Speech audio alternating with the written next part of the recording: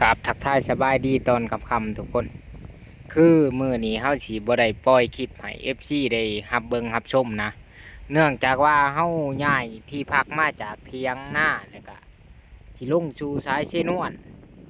เฮามาป่ากำลังได้2คืนแหละเฮาสิลงนอน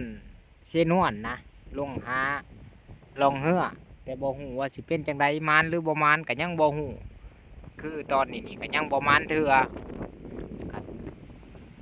ชัญญาณกับบ่มีถ้าว่าเฮาลงสู่สายเชนวนแล้วก็เลยบ่ได้อัพคลิปแล้วก็ช่องก็สิบ่มีการเคลื่อนไหวประมาณ2-3มื้อพู้นแหละสิขึ้นมาจากเชนวนนะจุดนี้ก็เป็นอีกจุดหนึ่งที่มีสัญญาณแต่กับบ่แห้งปานใดพอเล่นได้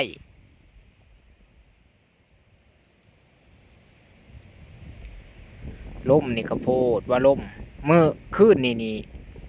หนาวแห้งอีหลีคืนนี่คือมื้อนี่ก็ลมเบิดมื้อ